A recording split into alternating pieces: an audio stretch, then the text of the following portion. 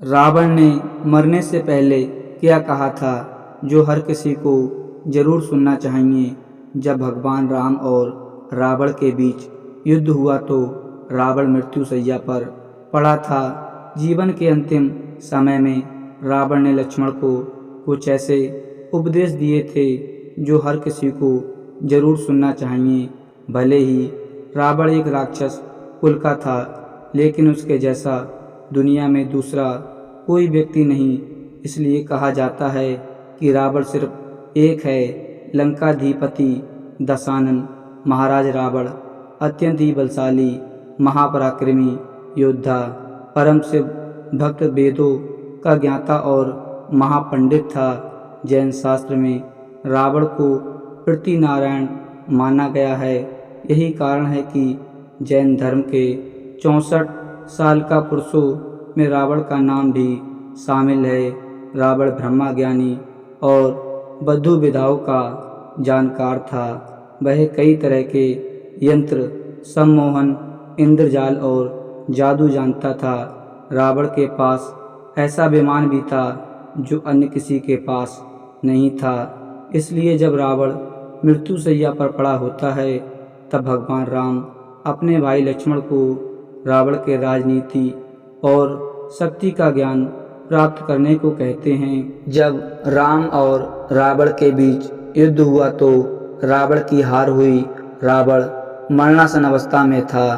तब भगवान राम से लक्ष्मण को रावण ने शिक्षा लेने को कहा, क्योंकि राम भी जानते थे कि रावण इस संसार के नीति, राजनीति और शक्ति के महान पंडित हैं। इसलिए राम ने लक्ष्मण से कहा कि तुम रावण के पास जाओ और उससे जीवन से जुड़ी ऐसी शिक्षाएं प्राप्त करो जो तुम्हें और कोई नहीं दे सकता है।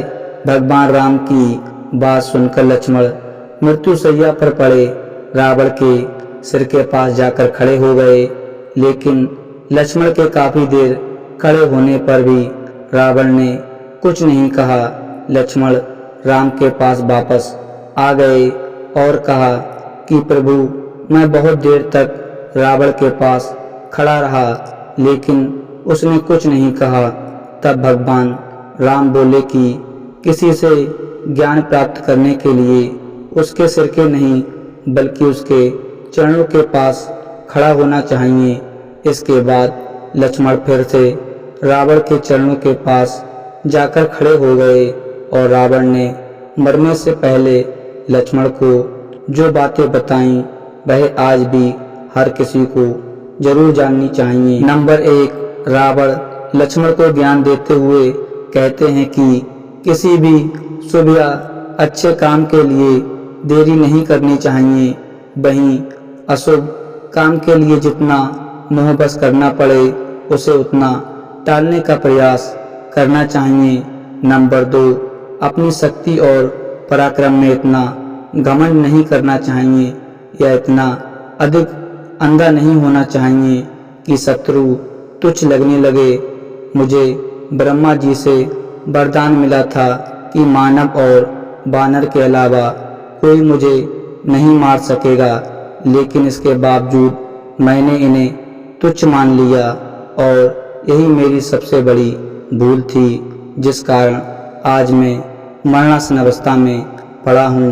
नंबर 3, रावण का तीसरा उपदेश था कि अपने शत्रु और मित्र के बीच पहचान करने की समझ होनी चाहिए। कई बार हम शत्रु को अपना मित्र समझ लेते हैं, जो कि बाद में हमारे शत्रु साबित होते हैं। वहीं जिसे हम शत्रु समझकर पराया कर देते हैं, वही हमारे लिए असली मित्र होते हैं। नंबर 4, रावण ने लक्ष्मण को ज्ञान देते हुए कहा कि अपने जीवन में गुण रहस्यों के बारे में किसी को भी नहीं बताना चाहिए, फिर चाहे वह आपका कितना भी सगा क्यों ना हो। क्योंकि विभीषण जब लंका में था तब वह मेरा भाई था, और जब वह राम की शरण में गया तो मेरे ही विनाश का कारण बन गया। नंबर 5, रावण का आखिरी उपदेश था कि किसी भी पराई स्त्री पर बुरी नज़र नहीं रखनी चाहिए, क्योंकि जो व्यक्ति पराई स्त्री पर बुरी नज़र रखता है वह नष्ट हो जाता है। तो दोस्तों, आशा करते हैं कि आज की वीडियो आपको ज़रूर पसंद आई होगी। अगर वीडियो पसंद आई हो तो चैनल को सब्सक्राइब कर दें। मिलते हैं एक नई वीडियो में, तब तक के लिए जय हिंद, धन्यवाद।